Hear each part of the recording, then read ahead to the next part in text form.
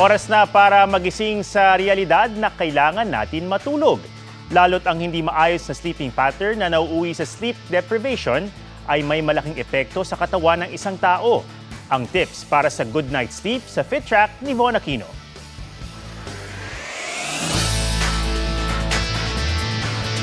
Madalas daw mapagsabihan ng kanyang mga magulang ang 10 taong gulang na si Bench kapag nagpupuyat. Ang dati kasing alas 7 o alas 8 oras ng pagtulog. Ngayon, inaabot na raw ng alas 11 ng gabi.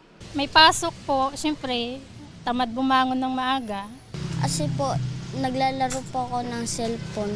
Ayon sa isang sleep doctor, ang pagbabago sa oras ng tulog ng mga adolescent o yung mga 10 to 18 years old may kinalaman sa hormonal changes sa kanilang katawan. It's really related to the changes that occur in adolescent in the adolescent years, plus their responsibilities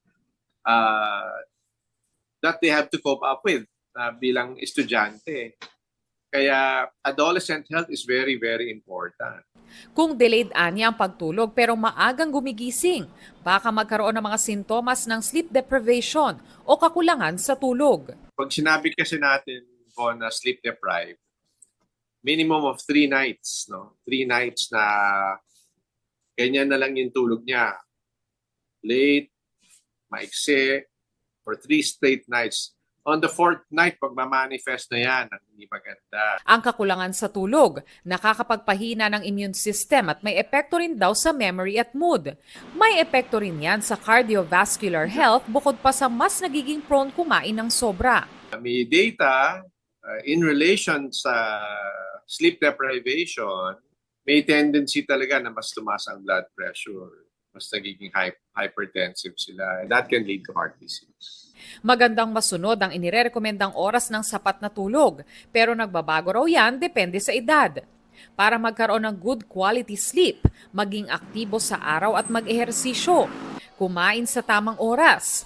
Gawing madilim at tahimik ang kwarto pag matutulog. Kumain ng masustansyang pagkain. Iwasan ang sobrang pag-inom ng kape, pag-inom ng alak at paninigarilyo. Von Aquino nagbabalita para sa GMA Integrated News. Huwag magpahuli sa mga balitang dapat niyong malaman. Mag-subscribe na sa GMA Integrated News sa YouTube.